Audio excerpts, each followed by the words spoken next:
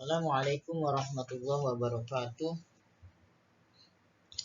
Perkenalkan, nama saya Febrianto Nugroho. Pada kesempatan kali ini, tujuan saya membuat video ini adalah untuk memenuhi tugas dari mata kuliah pendidikan anak di SD. Dan pada kesempatan kali ini, saya akan membahas di modul 5 dengan tema proses belajar anak di SD. Di antaranya, kita akan membahas beberapa kegiatan belajar. Kegiatan belajar yang pertama, pengertian dan karakteristik belajar. Kegiatan belajar yang kedua, prinsip-prinsip belajar. Kegiatan belajar yang ketiga, faktor-faktor yang mempengaruhi proses hasil belajar anak di sekolah. Kegiatan belajar yang keempat adalah kesulitan belajar anak SD. Baik, kita akan bahas dari kegiatan belajar yang pertama, yaitu pengertian dan karakteristik belajar.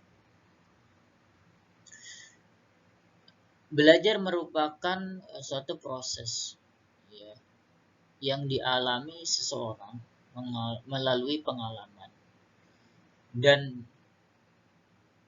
yang mana pengalaman tersebut menghasilkan perubahan secara permanen.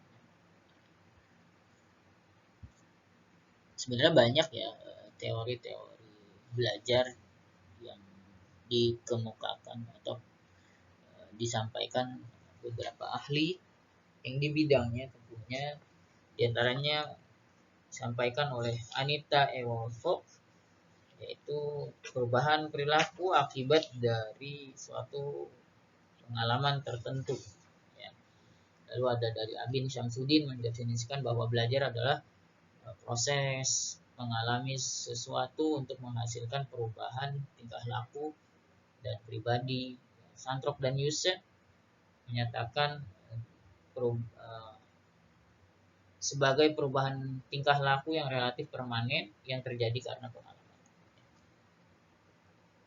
Jadi pada intinya kegiatan yang maksud saya belajar ini adalah suatu proses yang dialami, dirasakan, dan pengalaman tersebut menghasilkan suatu perubahan yang baik, suatu perubahan yang baik, dan di mana perubahan yang baik itu secara permanen menetap. Jadi kurang lebih seperti itu. Di antara karakteristik proses belajar yaitu intensional. Yang pertama, yang kedua positif, yang ketiga benar-benar hasil pengalaman, yang keempat efektif. Jadi intensional di sini mempunyai tujuan dalam belajar. Lalu positif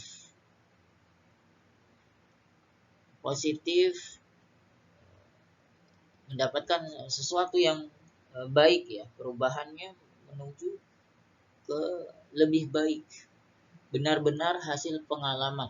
Tiga ini benar-benar hasil pengalaman, benar-benar dialami, benar-benar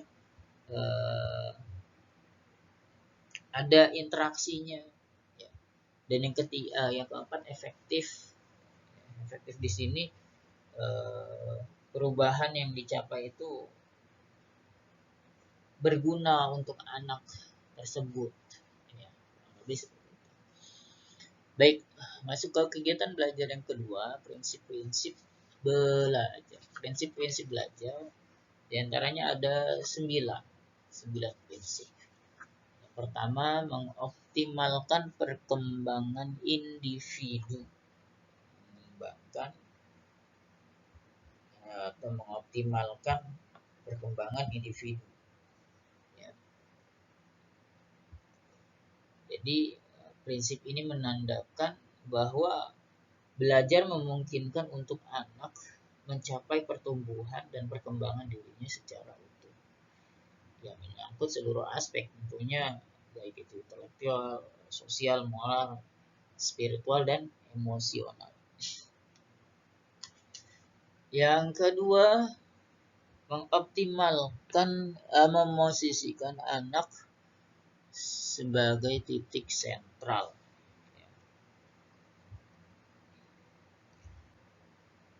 Di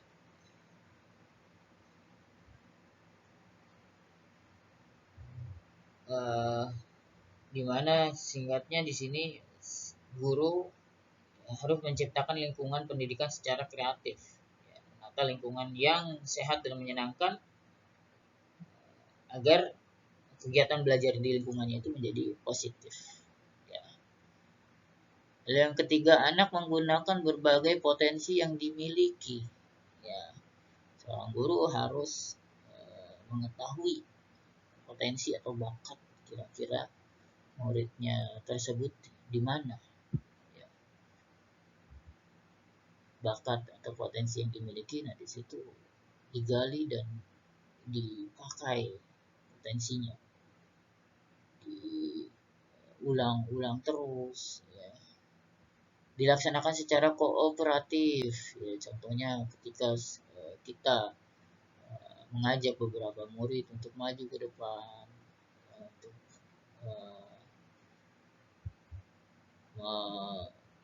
memaparkan metode yang kita sampaikan dengan alat peraga misalkan. Mendorong kontinuitas belajar anak, ya, terus menerus, ya, continue. Tentunya kita juga harus mempunyai strategi agar pembelajaran ini si anak bisa terus menerus, tidak bosan, ya, gitu. Lalu yang keberapa? Ke 6, memberi kesempatan anak untuk maju sesuai dengan potensi dan kecepatan belajar masing-masing. Jadi anak-anak yang punya potensi bidang tersendiri, yang digali, diberikan kepercayaan untuk maju. Lalu selanjutnya yang ketujuh, memerlukan dukungan fasilitas fisik dan sistem kebijakan yang kondusif. Ya, ini ada sarana prasarana, ya. Lalu selanjutnya yang ke-8, memungkinkan pembelajaran bidang studi dilakukan secara terpadu, yang memadukan mata pelajaran yang lebih dari satu untuk menyampaikan, misalkan pembelajaran matematika, namun di situ menggunakan tata bahasa Indonesia misalkan. Menjalin hubungan yang baik antar sekolah dan dengan keluarga. Ini penting juga, ya, teman-teman, kita menjalin hubungan baik guru dengan orang tua. Baik, masuk yang ketiga, kegiatan belajar yang ketiga, faktor yang mempengaruhi proses dan hasil belajar anak di sekolah. Antaranya ada 3 faktor, ya. Faktor input, faktor proses, dan faktor output. Ya. Faktor input mencakup kondisi individual anak dengan karakter fisik dan psikis yang dimilikinya, yang menggambar. Mencakup guru, kurikulum, materi, dan metode, sarana, dan fasilitas. Lingkungan fisik, geografis, sosial, dan lingkungan budaya. Faktor proses pembelajaran menggambarkan bagaimana ketiga jenis input tersebut berinteraksi dan saling memberikan pengaruh terhadap aktivitas belajar anak. Faktor tujuan adalah perubahan tingkah laku yang diharapkan terjadi pada setelah anak belajar. Baik, langsung kita ke kegiatan belajar keempat, kesulitan belajar anak di SD. Kriteria ketuntasan belajar, kesulitan belajar.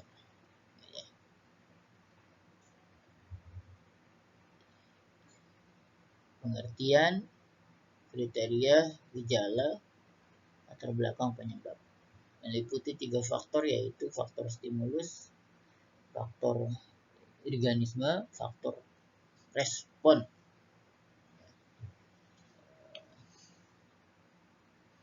Banyak sekali kendala ya, atau faktor-faktor yang dialami, maksudnya banyak sekali kendala yang dialami oleh seorang murid sehingga kesulitan belajar ya.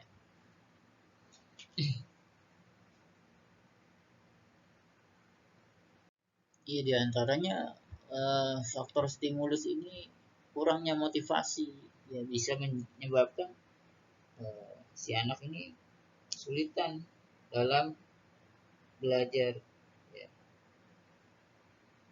Terus juga faktor organisme, yaitu anak itu sendiri sebagai individu yang utuh dapat meliputi karakteristik pribadi ya. Tingkat kecerdasan atau kesiapan kematangan juga itu berpengaruh dalam hasil belajarnya. Lalu faktor respon yang ini kognitifnya ya, kognitif, pengetahuan, pemahaman, afektif juga. Dan afektif itu seperti sikap, nilai, minat, dan apresiasi. Lalu psikomotor, menulis, bicara, membaca, menggambar, olahraga, menyanyi. Baik, kita masuk kepada selanjutnya. Banyak ya unsur yang mempengaruhi kegiatan belajar siswa di sekolah. Ya, ini bahan pelajaran diantaranya ada isi kurikulum dan silabus. Ini sangat berpengaruh tentunya ya. Lalu dari siswa, umur, kondisi fisik, ya, kemampuan, bakat, minat, dan motivasi. Faktor ekonomis dan administrasi ini juga bisa mempengaruhi. Ya, diantaranya kemudahan mendapatkan sumber bahan, biaya, dan waktu. Dan selanjutnya ukuran kelas, pelajaran, sarana, dan prasarana yang menunjang. Selanjutnya modul 6 kita masuk dengan tema pendekatan pembelajaran di sekolah dasar. Ya, kegiatan belajar 1, pendekatan pembelajaran holistik dan konstruktivisme. Dan kegiatan belajar 2, pendekatan belajar experiential learning dan multiple intelligence. Pengertian ya, pendekatan holistik. Menurut Woolfolk ada beberapa, ya ini 5 ya: insight, meaningful learning, purpose, behavior, life space, transfer pembelajaran. Ya, insight ini apa ya, pemahaman yang dalam ya, insight ya, iya, pengetahuan yang mendalam. Lalu meaningful learning ya, pembelajaran yang berarti atau pembelajaran yang bermakna. Purpose, behavior ya, perilaku bertujuan. Life space ya, ruang ruang hidup. Dan transfer pembelajaran. Jadi ini beberapa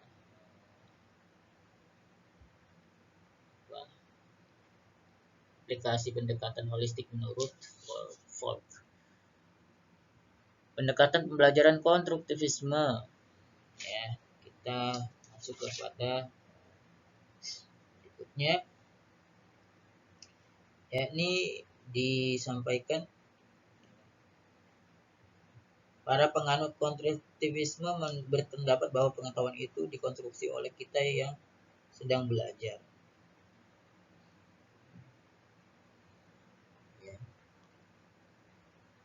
Dia menyatakan bahwa manusia dapat mengetahui dengan inderanya, berinteraksi terhadap objek dan lingkungannya melalui proses melihat, mendengar, menjamah, membau, dan merasakan. orang dapat mengetahui sesuatu. Misalkan mengamati orang yang sedang bermain sepak bola, cara menendang, ya, ikut serta bermain, salah satunya. Baik.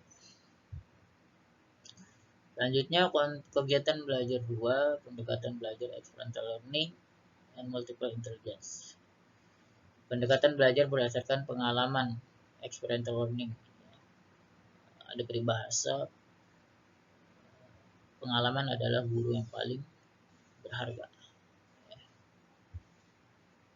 Lalu pendekatan pembelajaran kecerdasan, jamak multiple intelligence. Nah, ini konsep dasar multiple intelligence, bahasa, ya, seorang murid punya bahasa yang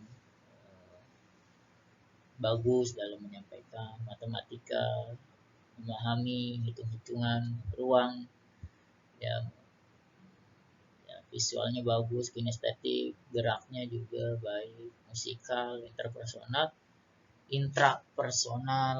juga, ya. Itu ini ketutupan. Pendekatan multiple intelligence dan pembelajaran, ya, ini strategi pembelajaran multiple intelligence dan manajemen kelas. Multiple intelligence itu kecerdasan yang multiple, banyak.